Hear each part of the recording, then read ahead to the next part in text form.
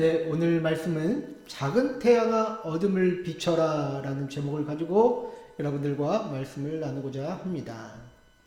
오늘 말씀은 여러분들이 너무나도 잘 아시는 삼손과 드릴라의 이야기에서부터 시작을 하죠. 그래서 오늘 우리는 말씀을 나누기에 앞서 먼저 정리해야 할 것이 있는데요. 그것은 삼손과 드릴라가 가진 그 이름의 정의를 먼저 좀 하자 이것입니다. 삼손은 히브리어로 심숀이라는 단어를 씁니다. 그래서 이 단어의 의미는 무엇이냐? 작은 태양이라는 뜻을 가지고 있습니다.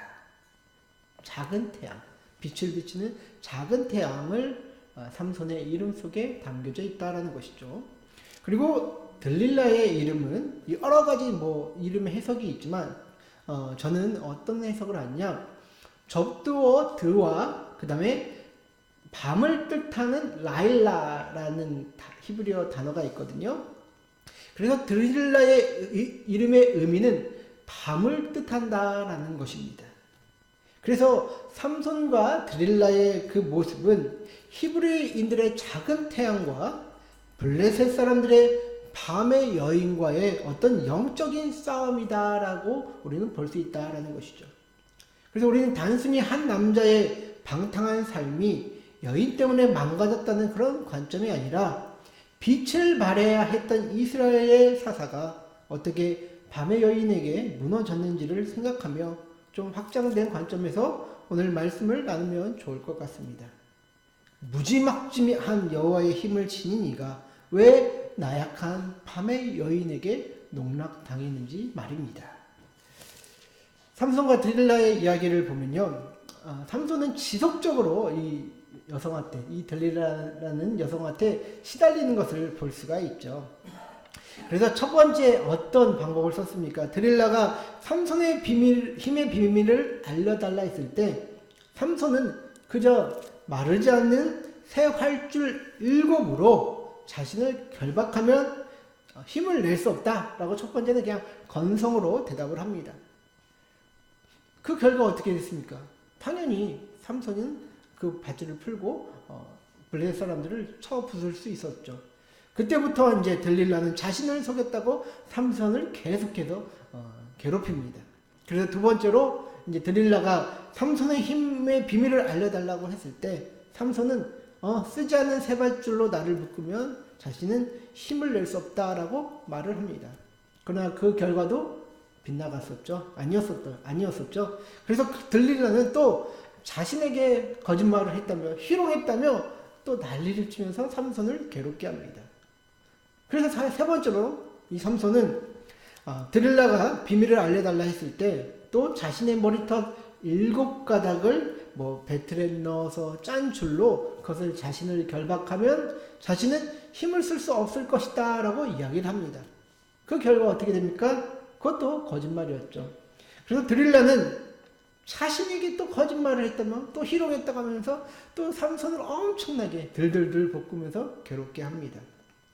그러나 이 결과도 삼손은 그 묶임에서 제어할 수 없었던 것이 우리는 여기까지 알고 있는 그런 삼손의 내용입니다.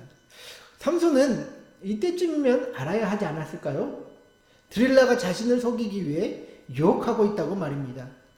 사랑하는 사람이라면 상대방이 잘 되기를 바라는 것이 당연한 이치인데 그런데 드릴라는 이 삼손을 통해서 어떻게라도 한몫 챙기려고만 합니다.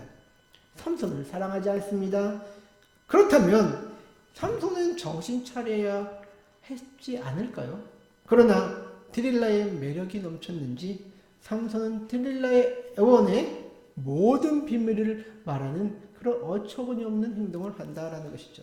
그래서 오늘 말씀 18절에 드릴라가 삼손이 진심을 다 알려줌으로 사람을 보내어 블레셋 사람들의 방백들을 불러 이르되 삼손이 내게 진심을 알려주었으니 이제 한 번만 올라오라 하니 블레셋 방백들이 손에 은을 가지고 그 여인에게로 올라오니라. 자신의 힘의 비밀을 말했던 삼손은 결국 블레셋 사람들에게 묶이는 신세가 됩니다.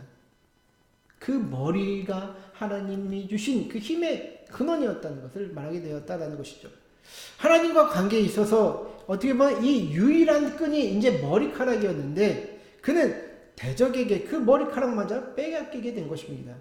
삼손은 참으로 어리석고 하나님과의 관계를 쉽게 내버리는 자였다라는 것이죠. 여러분은 삼손은 우리가 흔히 종교적인 단어로 뭐라고 부르죠? 세 글자인데 무슨 인연이라고 부르죠? 네, 나시린. 역시 우리 권사님. 나시린은 곧 하나님께 헌신한 자라는 그 뜻의 어떤 단어지 않습니까?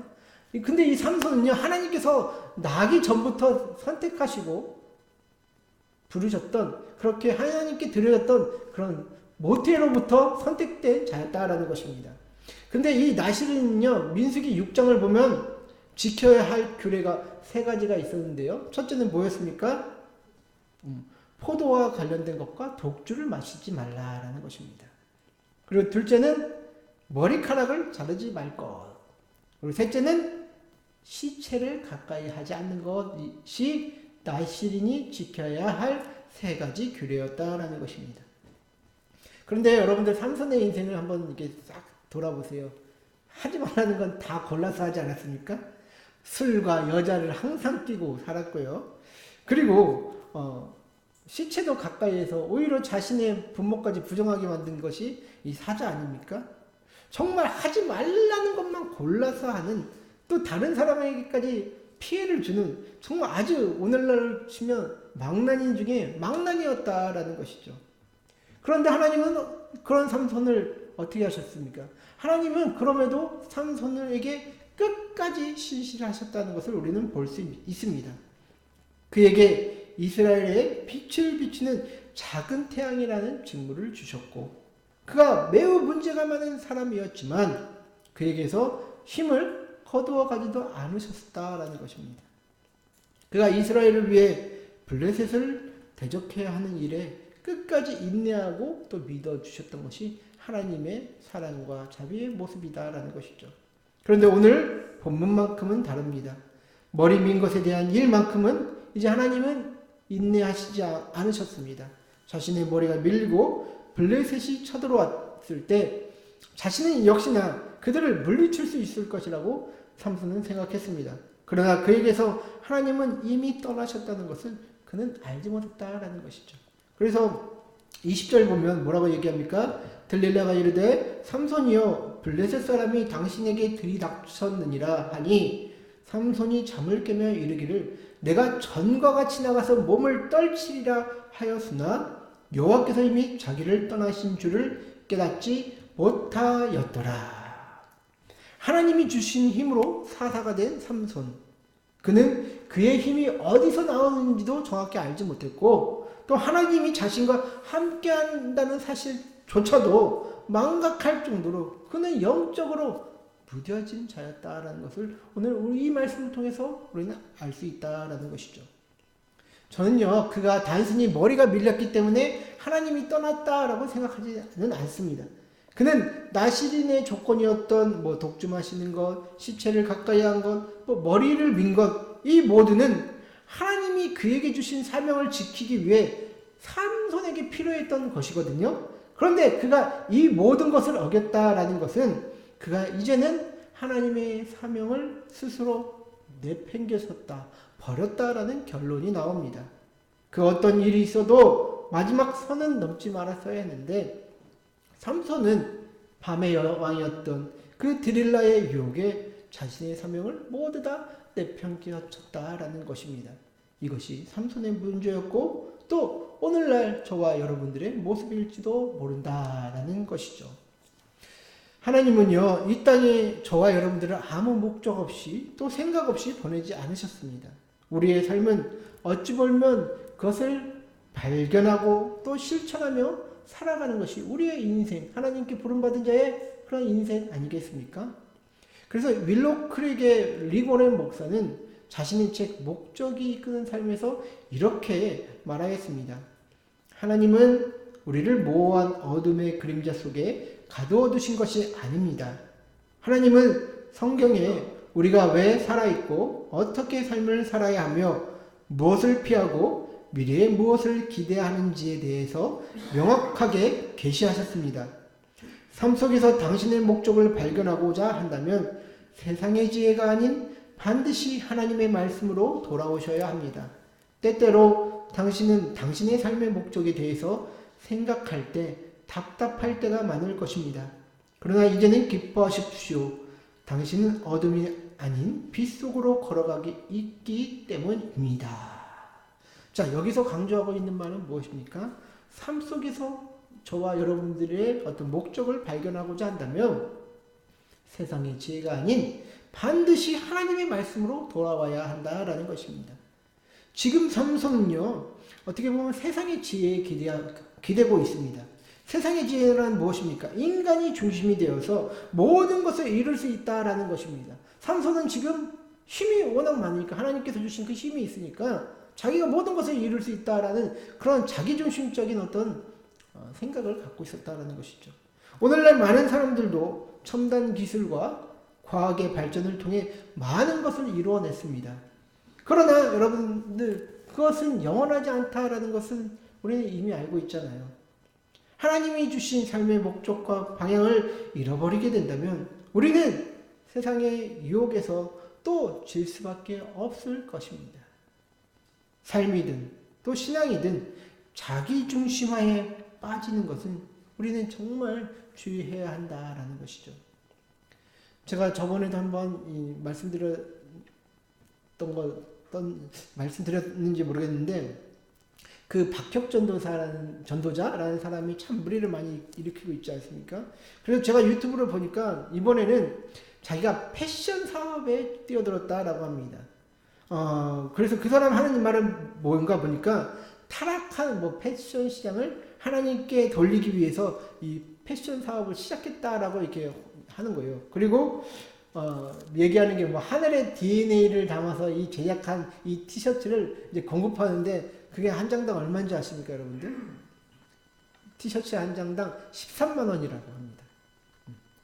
가난하고 어려운 사람들은 이 하늘의 DNA를 누릴 수도 없는 가격이다라는 것이죠. 그런데 그가 정말 뻔뻔하게 이런 말을 하더라고요. 자기가 하늘의 가치를 넘어서 이 가격이 나오고 자신도 놀랬다라고 얘기를 합니다. 원단을 하늘의 가치를 담았으니까 퀄리티도 하늘의 수준 정도로 만들어야지 하다 보니 그렇게 됐다라고 이야기를 하는 것이에요. 제정신이 아니지 않습니까? 이 젊은 친구가 진짜 왜 이렇게 완전 정신이 나간 짓을 하는지 저는 이해가 안 됩니다.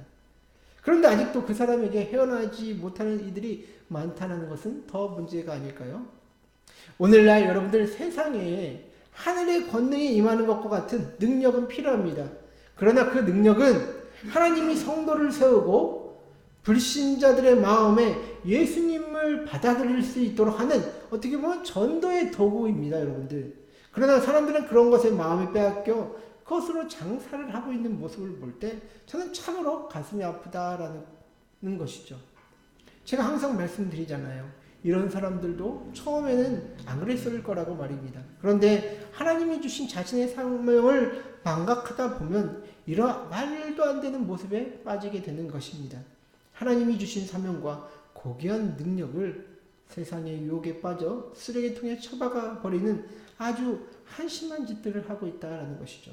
그래서 남들보다 능력 있고 또 어떻게 보면 괄목할 만한 성장을 하는 그런 사람들은 항상 이런 것들을 조심해야 한다라는 것입니다. 예전에 성령 사역으로 유명했던 베니인 목사라는 사람이 있었거든요. 그 사람이 안녕하세요 성령님 이런 책들을 썼어요. 그런 성령 사역자인데 그가 성령 사역하면서 여러 가지 기적도 일어나고 정말 모든 사람들이 인정할 만한 그런 기적들, 그리고 불 했는데 사람들이 쓰러지고 그런 일들을 했었어요. 그러니까 사람들이 이 사람에 대한 어떤 그런 신적인 권위에 환장을 하는 거죠. 그런데 이후에 그 사람이 뒤에서 엄청난 불을 축적하고 또 호텔에서 다른 신도랑 불륜 행각을 벌였던 게 이제 발각이 됩니다. 많은 사람들이 충격에 빠졌죠.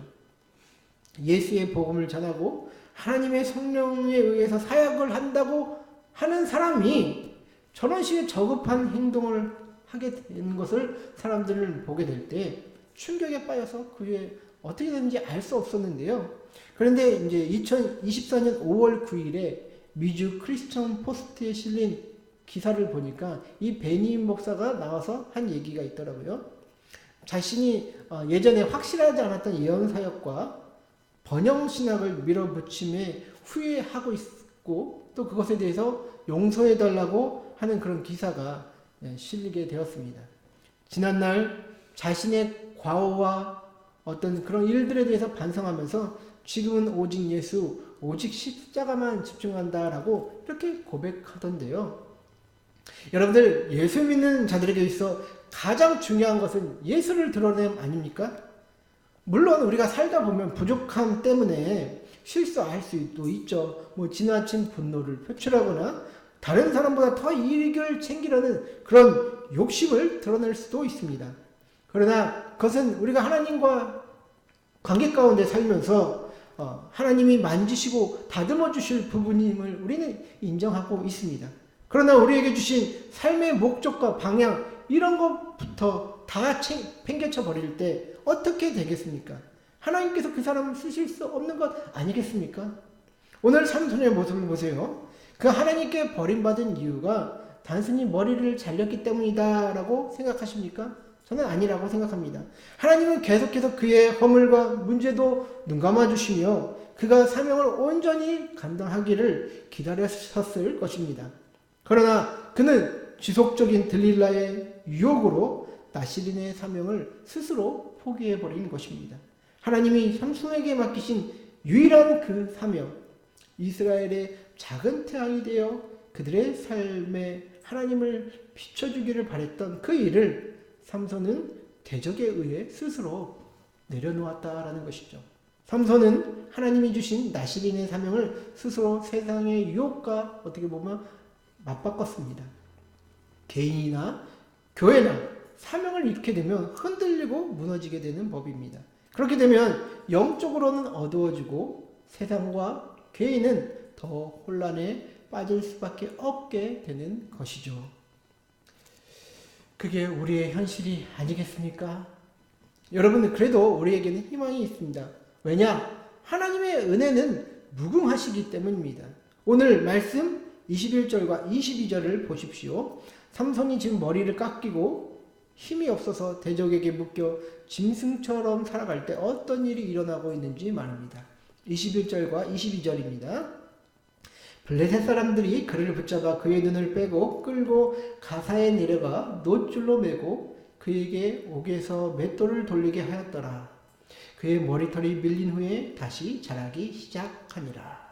저는 이 본문을 보면서 마치 영화를 좀 보는 것 같았어요. 모든 것을 잃은 카메라 포커스가 모든 것을 잃은 한때 강력하게 살았던 그 인간을 비춥니다. 그런데 지금은 짐승처럼 묶여서 맷돌을 굴리고 있는 그런 모습을 적나라하게 보여주고 있다는 것이죠. 그런데 그 카메라는 갑자기 줌인을 하면서 나레이션을 삼손의 머리를 비추며 나레이션 합니다. 머리털이 밀린 후에 다시 자라기 시작합니다 하고 말입니다. 마치 저는 이걸 보면 영화의 한 장면을 본 것 같은 그런 상상을 하게 되었어요. 왜?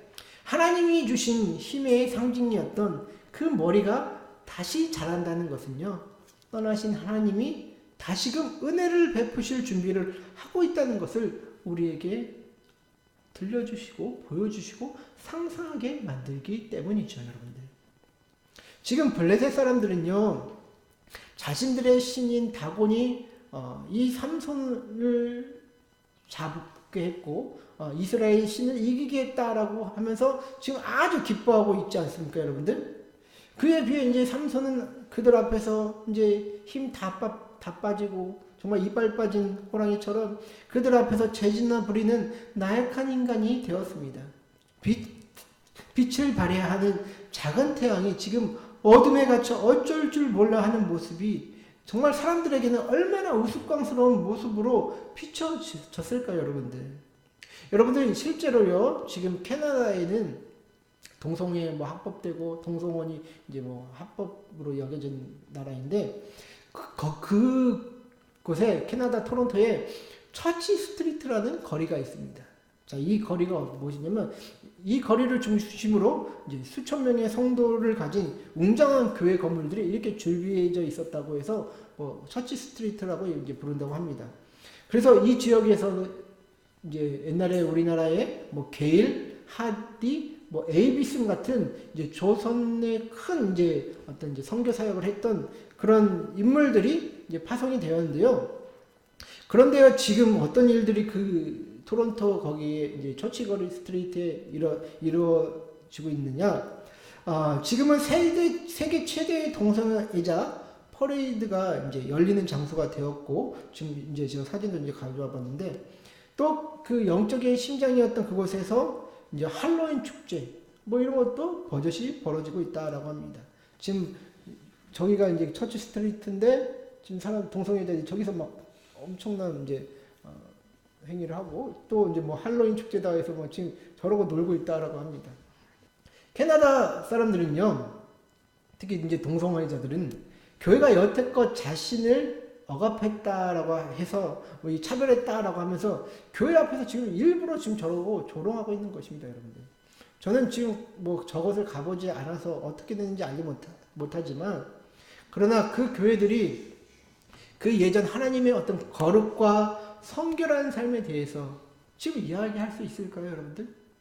아마 그곳에서 이전한 교회들도 있지 않을까 저는 생각을 하게 됩니다. 죄를 지적할 수 없고 회개 없는 기독교는 있으나 마나한 것 아니겠습니까, 여러분들?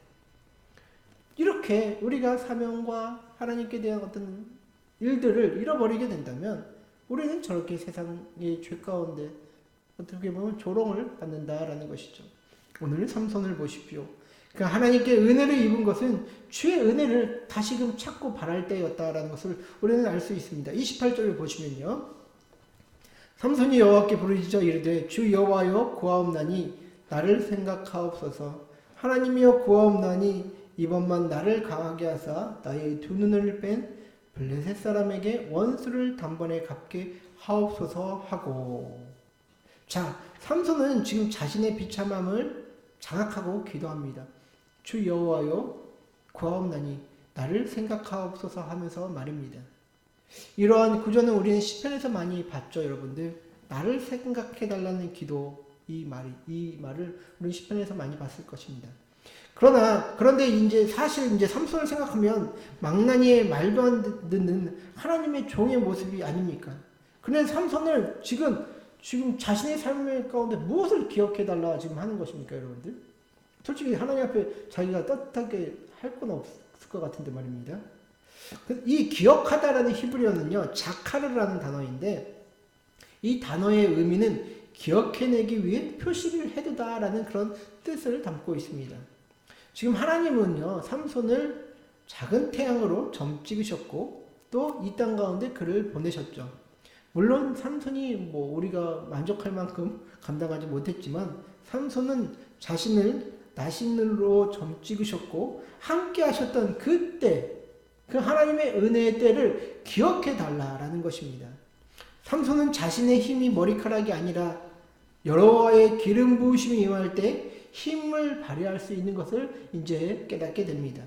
그는 인생에서 자신이 주인이 되어 힘을 쓴다고 생각했지만 지금은 자신에게도 주가 있었음을 어떻게 보면 뼈저리게 경험하고 있는, 깨닫게 되는 순간이 바로 지금 이 순간이었다라는 것이죠. 그래서 그는 딱 두 번밖에 하지 않았던 일생의 기도를 지금 이 마지막 순간에 블레셋을 물리치는 나신인으로서의 삶으로 마감할 수 있게 해달라고 지금 삼손은 기도하고 있다라는 것입니다. 결과적으로 이때 삼손은 자신이 생전에 죽였던 자들보다 더 많은 대적을 죽이고 사사들의 역사에서 사라졌습니다. 그의 진정한 고백과 기도는 결국 하나님의 은혜를 불러왔다라는 것을 우리는 볼 수 있지 않겠습니까, 여러분들? 자, 그렇다면 오늘 우리에게 주신 사명은 무엇이겠습니까? 하나님께서 은혜를 베풀어 주시길 바라는 진정한 고백이 우리는 하나님께 들려져야 한다라는 것입니다. 저와 여러분들 스스로가 영적으로 혼탁해졌다는 것을 깨닫고 주의 은혜를 바라는 기도를 하기를 원합니다. 이 시대는 각자의 소견에 오른 대로 행하는 시대입니다. 무엇이 하나님의 뜻이고 무엇이 세상의 유혹인지 분별하기도 어려운 시대다라는 것이죠. 그렇기 때문에 찬란한 빛을 발해야 하는 작은 태양들이 밤의 여인의 유혹에 빠져 앞을 보지 못하는 시대가 되었다라고 말씀드리고 싶습니다. 그것이 어떻게 보면 우리의 지금 상황이다라고도 볼 수 있다라는 것이죠. 그럼에도 우리는 희망이 있습니다. 왜냐하면 하나님의 은혜는 아직도 우리를 비추고 있기 때문입니다. 그래서 토마스 아켄피스는 그리스도를 본받아에서 이런 말을 합니다. 하나님의 은혜를 계속 누리고자 하는 자는 자신에게 주어진 은혜에 대해 감사할 줄 알고 자기에게서 은혜가 물러감을 참을 줄 알며 그 은총이 되돌아오기를 기도할 줄 알며 다시는 은혜를 잃지 않도록 조심하고 겸손할 줄 알아야 한다.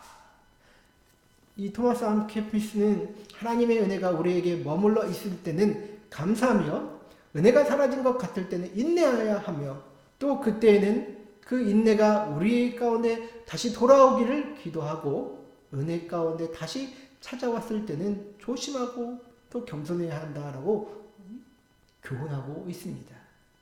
결국 우리를 살게 하는 힘은요, 내 자신의 힘과 어떤 능력이 아니라 하나님의 은혜와 사랑이 아닐까 싶습니다. 저와 여러분들은 이 비밀을 깨닫고 세상의 유혹에 흔들리지 않기를 소원합니다.